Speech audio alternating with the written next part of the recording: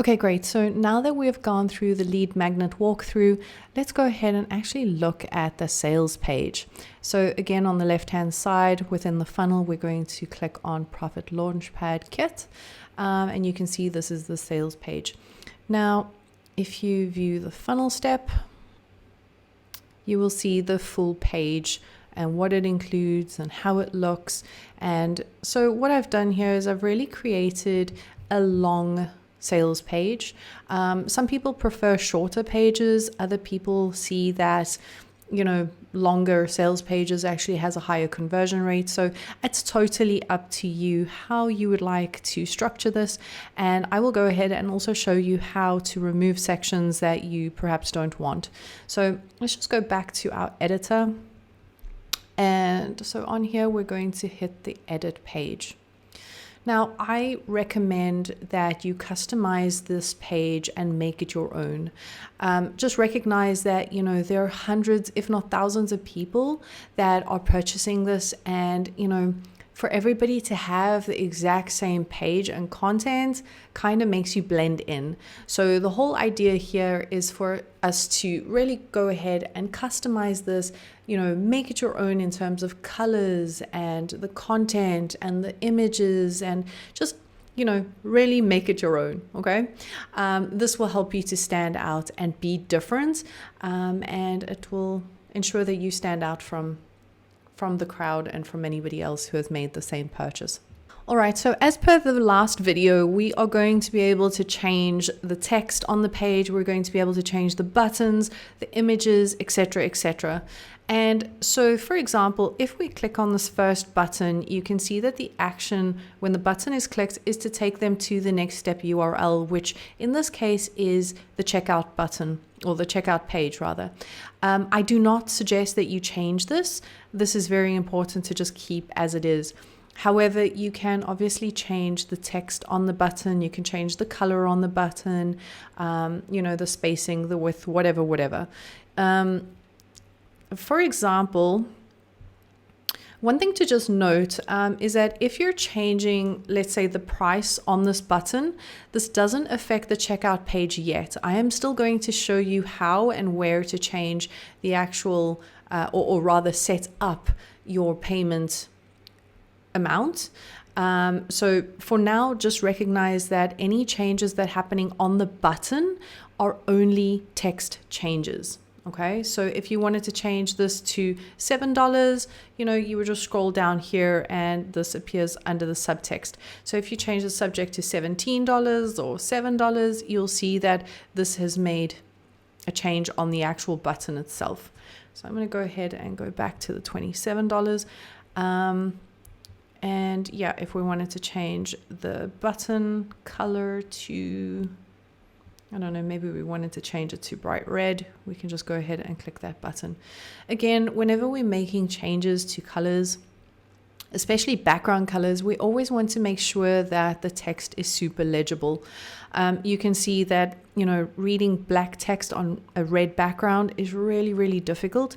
So we want to go ahead and change that text color to perhaps white to make it stand out a little bit more. The subtext color can also be changed to something different. So I don't know, maybe we want to change that to yellow. I don't recommend that, but I'm just giving you an idea as to what changes can actually be made. All right, so what you will notice is that throughout the sales page, I have given you a bunch of different CTAs. And really this is best practice because imagine if you are scrolling through a long page and all of a sudden you make a decision to purchase, and now you've got to go scrolling up and down and, looking for a button that's going to take you to the payment page. Like, we want to really make this as easy as possible for the person to take action. So we do sporadically put in the CTAs, or the call to action buttons, throughout the page, so that it's just easy enough for somebody to click on once they've made that decision to purchase.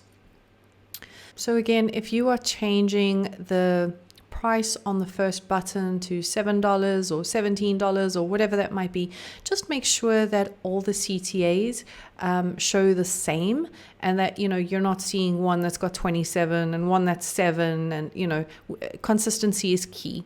And what you'll notice is that, you know, sometimes within the body of the text, here I've put in, it's only $27 and not $2,377. So, you know, where you're seeing this 27, you might want to make that change as well. But again, you know, you're going to be checking the text throughout the page, and you're going to be editing that accordingly as well. So let us just move down. Again, these icons, you can go ahead and make those changes as well. These act as regular images. So again, you would just click on it and the editor will open on the left-hand side, and you just upload a new image accordingly, the same way that I've shown you previously. So for example, if you wanted to remove a section, okay, so here are some bonuses, by the way, but again, if you wanted to update or edit these bonuses, you're welcome to do so.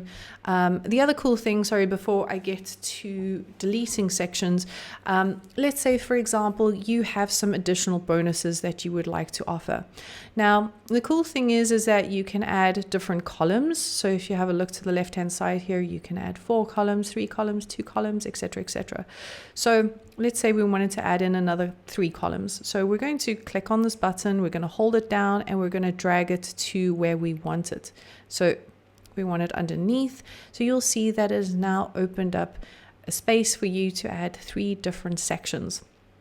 So what I have done in this top section, for example, is I've added in a headline, I've added in some text below the headline, I have added in an image, and I've added in a little bit more text below the image. Now you can see this looks quite messy to begin with. So there is an alternative way that you can do this, but I just wanted to show you how quick and easy it is to just go ahead and add in those sections.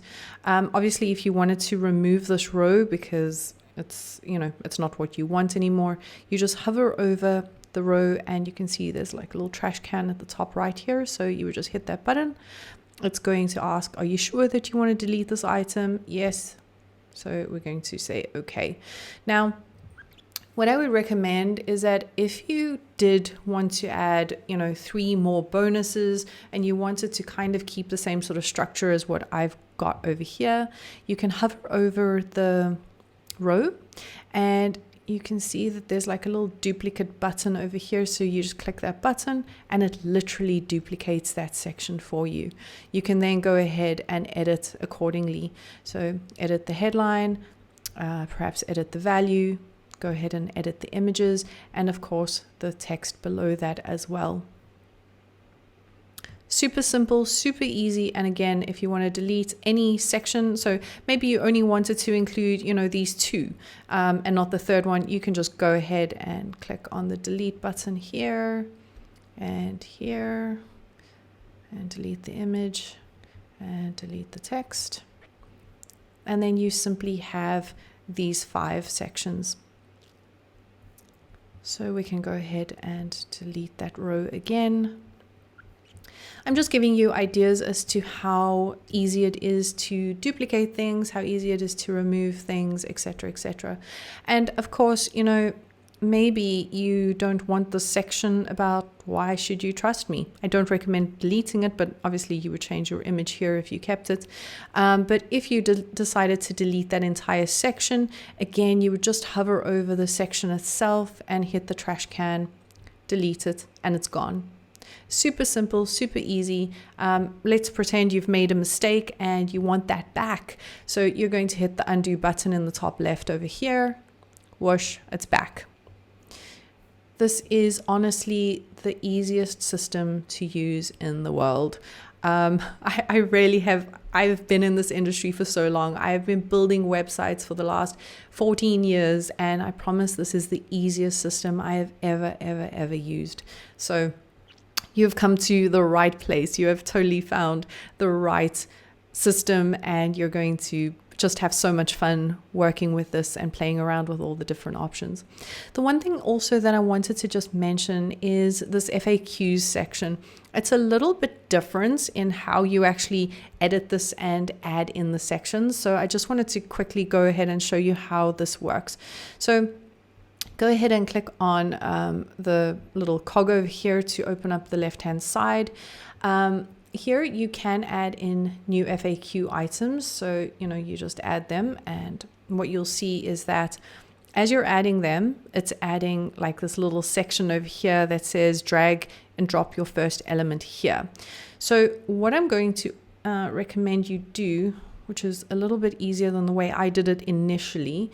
So when you add in your first FAQ, so let's just go ahead and do that again. So we're going to add in the FAQ. We're going to say test FAQ here, just so that you can see what is happening. What you'll notice is that this eyeball is now selected, so it's open on the right hand side. Now what you're going to do is you're going to hit this back button, and you're going to select your text element, which is the A, and you're going to drag it in here. You're going to click on it and write your answer here. And then you're obviously going to make your text changes. So I think I had this down to 18, and I had this as a left aligned, and that sort of thing, right? So when you preview your page, you will see this test FAQ down here. Scroll down and whoosh, there is the test FAQ. If you click on it, you can see what the answer is going to be. Now, what I found tricky, which I just want to show you, is that when you're wanting to change, one of these that is not open, like if you're trying to click on it and it's not opening, all you do is you click on the cog to open up the section again, and you're going to click on the eyeball of the one that you want to update. So as soon as you've clicked on the eyeball, it's going to open up that section, and then you can go ahead and make your changes within that section. You're going to hit the changes and then exit. Now, obviously in this particular situation, I would like to just remove that test FAQ. So I'm going to go back into the settings. I'm just going to hit this delete button, click on it, and then hit delete, and it's gone. Amazing. Super, super, super easy. So I'm going to hit the changes and exit. Actually, there's one thing that I forgot to just mention, is that when you are previewing your page, you can also go ahead and preview what it's going to look like on mobile view. So if you look towards the bottom left, you can see this is the desktop view, and then the one next to that is the mobile view. So if you click on the mobile view, this is what it's going to look like. So you can view how nicely it looks. And obviously if there's something here that doesn't look right, or you need changes made to the margins or spacing or whatever, you can literally go ahead, click on the element, and you will see that on the left hand side, the little mobile icon appears next to all the items. And this means whatever changes you make on this particular item is only going to reflect on that particular item. So if, for example, you wanted this this element to be full screen, and you make that change within these margins over here, it will only appear as such on the mobile view. It will not have any impact on the desktop view at all. So keep that in mind, and I would really recommend that you really just double check every single page, every single item, before you share your pages with anybody, just to make sure that it looks absolutely professional and it looks great. Also, I've noticed that I have forgotten to mention about this timer up here at the top. So I've added this element just as an additional, item. Some people like to use this for like Black Friday offers and that sort of thing. So you're welcome to delete this or edit the countdown timer as you wish.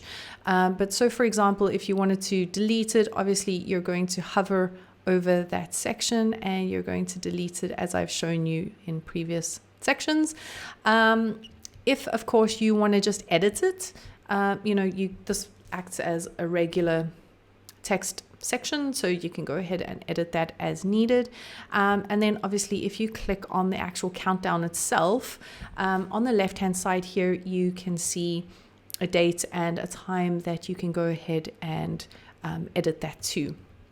So for example, maybe you want this to expire at the end of the month. You're just going to update that date there. You're going to update the time to, I don't know, let's say midnight, for example. And then you will see that's 14 days, 9 hours and 15 minutes away. Now, when the countdown expires, you can either do nothing and it will literally just, show 000 in all the boxes at the top, or you can redirect to a URL. Now, when you redirect to a URL, you're going to have to stick in the URL into this little field over here. Now, what can happen is that when the countdown timer reaches 0, perhaps the URL that you redirect them to says, sorry, this discount has expired and this is the new price. But I think that's a little bit technical for this particular walkthrough, so maybe we'll cover that in a different walkthrough. But if this is something that you do need help with, or it's something that you're thinking about implementing, please go ahead and drop me an email and let us try and see how we can support you. So for now, I'm just going to change that to do nothing. Save changes and exit. All right, the next step in our funnel is the order form. Now, this is where all the payment things happen, which is very exciting. So first of all, I'm going to walk you through the page editor, and then from there we'll come through and select the offer type and set up the rest of the actual page itself. So first of all, let's go ahead and view the funnel step. Let's see what we are working with. So this is a very, very simple checkout page. This is making sure that we are literally just pushing people down the funnel, taking one particular action. We're keeping their focus on one particular thing. We don't want to have too many other things going on. So on the page, you will obviously be able to change all of these items, but let's go ahead and walk you through this. So let's go back to the editor. Let's edit the page. All right, so on this page, you can see that I've already set up the form for you. Now, if there are sections of the form that you don't want included, you can totally go ahead and delete them as needed. Like maybe you don't really need to know what country people are from. Like go ahead and just hit the delete button. Maybe you don't need their zip code. Go ahead and delete that. In fact, I don't need that, so I am going to delete that. Also, company tax number. Like, is that something that's really required? If not, go ahead and delete that. For me, I'm going to leave in the company name and the company tax number in case somebody does select that this is part of a company that they are wanting to, claim back the tax on or that sort of thing. So we're just going to leave that as is. All right, you can also see that I have added in an order bump. So an order bump, for those of you who don't know, it's basically an additional small, inexpensive product that is going to help to bump up sales. In my order bump, I'm giving 30 days of Voxer support for only $27. And basically that means that people are able to text me or send me voice notes or anything like that any time of the day for 30 days after they've purchased the bundle, and I will be able to help them and give them support.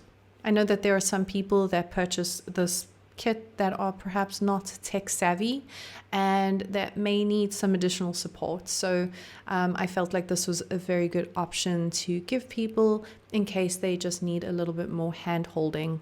Now, you can go ahead and change up your text by just clicking on the section and just changing it as normal. You can also go ahead and change this text up here. If you click on this, you'll see that this is the bump name that you will see on the top left here. You can change the alignment of this, the fonts, the colors, etc. I recommend not changing the background color, the text color, or even the arrow. This is typically what order bumps look like, and so people are familiar with this, with this kind of layout for an order bump. You can go ahead and change it, but I recommend not. And then of course, you get your credit card or your payment options, and then your button.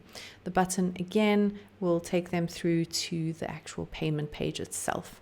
So there's very little here that you need to change or to update, but I would recommend, just perhaps looking at the order bump and seeing what kind of order bump might be beneficial to the people that you're selling your products to. Now, when somebody clicks on the yes, add this to my order for $27, this is going to be added to the person's full total. So if we have a look at the actual order form itself, so you can see Profit Launchpad is already set in at $27. If I click add this order bump, you will see it adds an extra $27 here. So they are going to check out at $54. They then have the option of either paying with their credit or debit card, or even with PayPal. And that is because I've set those two payment systems up within system.io. But I can help you set that up if that is something that you need help with. So again, they need to click on this. I understand that my information will be used in accordance with these terms and conditions, etc. And then once they hit the get instant access, they will be taken through to the thank you page. Now, once you've made changes to your order page, go ahead and exit. No, I don't want to make any changes to that. So let's go ahead and go back to our page. All right, so we are back in the order form configuration setup. So what I want to just bring your attention to is that within each of these steps, we can update the URL path here, and you can change this to anything that makes sense to you. Now, when you get your funnel put into your system.io account, you're probably going to see a bunch of numbers and letters that don't really make sense. Now, I strongly recommend that you change this into something that is understandable. This is also the link that you're going to be able to share with people in order to send them to that particular page that you want to send them through to. So for example, if you wanted to send people through to the lead magnet page, you can see I have changed mine to unstoppablemarketing.solutions/3-hour-workday, and that is the URL that I will send to people to view the page. So if I click on that, and whoosh, there it is, right? It's the same for all of the other steps. You want to go ahead and you want to update this link for all of them. You can also change the name. So for example, you can see I've got mine as in order form. Maybe I want to change that to Profit Launchpad Kit order form. And then once that's done, you can see it updates here on the left-hand side as well. You can also add in affiliate commissions if this is something that you are wanting to get other people to promote. So you can just add in whatever your affiliate commission might be, as well as what the payment delay would be as well. If you wanted to set a sales limit, I'm not entirely sure why anybody would want to set a sales limit, but let's say, for example, you only wanted to generate $1,000, you would add this in here like that. And then you would select what that redirect page would be. Again, I am really not sure why anybody would want to set a sales limit, because it limits how many sales you're going to get and how much money you're going to get. So I do not recommend setting a sales limit, but it's there if you want it or if you need it. All right, so what I'm going to do is I'm actually just going to delete this so I can show you exactly how this works from scratch. Okay, so you've got options here as to whether or not you want to sell a digital product or a physical product. Now, if it's a digital product, you need to make sure that it is set up. So, for example, if you were sending, if you wanted somebody to purchase a course, for example, under resources, you would hit the plus button, you would select the resource as perhaps a course, you would select the course name, so whichever one that might be. This is not a course, so I'm going to delete this, but and then you're going to give them either full access, partial access, or drip content. Now, for partial access, so for example, if you've got a course and you only want to give them access to the first video, this is what you will be selecting. So partial access, and then you can select which access you want to provide them with. If you want to drip the content, this means that, you know, you will give them maybe a different section of the course, you know, each day or each week or each month or whatever that might be. So that's how you're going to set that up here. Alternatively, full access just means that they get full access immediately upon purchase. Again, you can also grant access on a specific date. This is great for if you've got a course coming out, but it's not yet ready. So maybe you give them access for, you know, in a week's time. That gives you a deadline date that your course needs to be complete by, and they will have access on that particular date. And again, this is cool because you can also give an expiry delay. So maybe they only have access to this course for 30 days and then it's taken away. So again, there are just so many options here with the system. It's absolutely incredible. I've gone ahead and deleted that because I have already set up an automation, which I will be showing you a little bit later, that sends out an email to the person who has actually made the purchase. So for this, I do not have a resource that I am going to select for them. So I hope that that makes sense. Next, let's set up a price plan. So we're going to hit the plus button. And because you haven't yet set up a price plan, you're going to hit on this create a new one. Now here you can select what your price plan name is going to be. So maybe we're going to call that PLK for Profit Launchpad Kit. I don't know. It can be as long as you want. But you know, we can copy and paste this into these sections as well. So the price plan name that will be displayed on your dashboard when people actually make a purchase, that's what will be shown.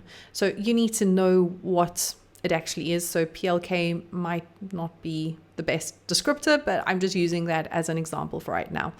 The statement descriptor, this is what appears on the person's credit card statement or in their PayPal. So, you know, you want to make sure that this is something that they are not going to look at and go, oh my God, what did I purchase, right? Like this needs to be really clear about what it is that they made the purchase on.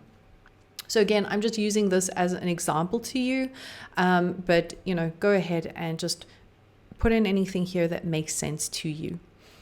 You're then going to select your price plan type. Now, for small amounts, I typically just use a one-time payment.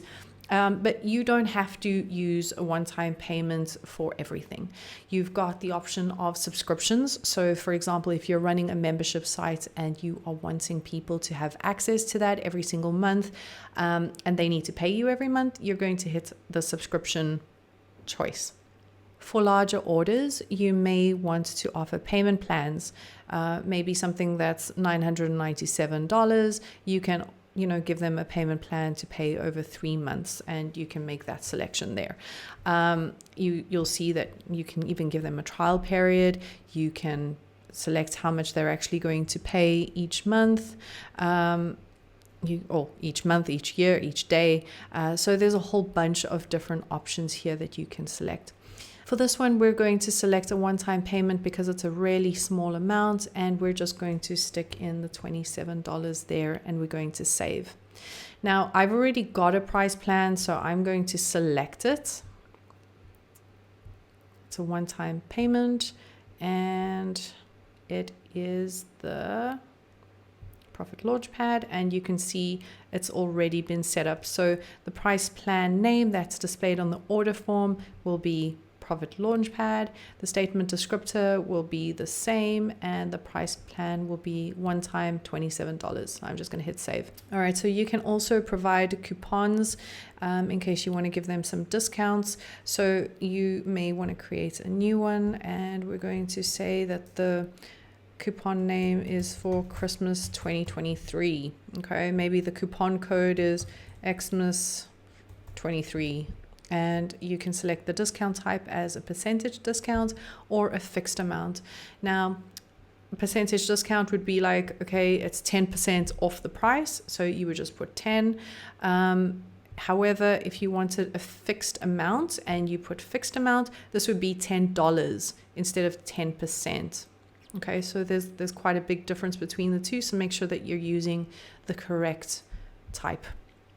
And then obviously you can put in the expiration date as well. So maybe that's only valid until Christmas or the day after Christmas. You can set in the time as well that you want to apply that for, and limits of use. So limits of use is once per client or once per user, right? So we can go ahead and delete that because I am not going to be using that. All right, and then for our order bump,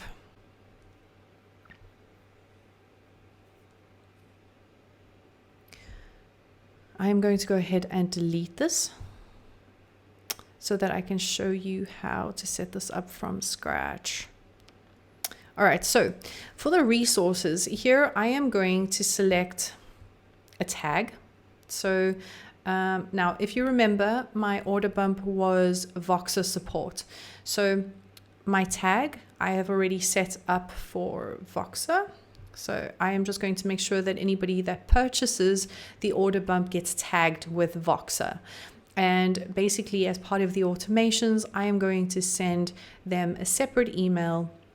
Anybody who's tagged with the tag Voxer is going to receive an email with my Voxer details so that they can add me on Voxer and we can continue having our support discussions there. So I'm going to hit the save button. And remember, we also need to set up the price plan for the order bump as well. So it works in exactly the same way as the price plan that was set up for the actual digital product itself. And you will just go ahead and create a new one. But you can see I've already created one for myself. So let's just make sure that we're selecting the correct one. So here I've selected Voxer add-on. You can see all the details that I have inputted, and I am going to hit the save button. All right, so everything there is set up. Now, the one thing I just want to mention is that when I was initially setting the order page up, I ran into a little snag whereby it wasn't showing me the payment options. It wasn't showing me the credit card or debit card or PayPal, and it wasn't showing me the button. Now, the reason why this was happening was because I hadn't selected the settings correctly. So what you need to just double check is go into funnel settings in the top here and make sure that these two boxes, these payment methods, maybe you've only got one, maybe you've got two, maybe you've got 10, don't know, but make sure that whatever payment method you're going to be accepting are selected and hit the save button. So if, for example, I'm only accepting credit cards on Stripe and I'm not selecting PayPal, I'm just going to deselect that. I'm going to hit the save button. And when I get to my order form and refresh the page, you should see that the PayPal selection has disappeared. And now you can only pay via credit or debit card. So I hope that makes sense.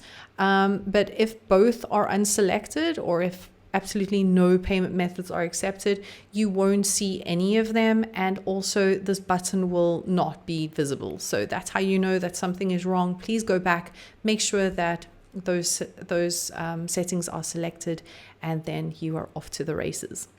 All right, I'm going to see you in the next video with setting up the PLR bundle.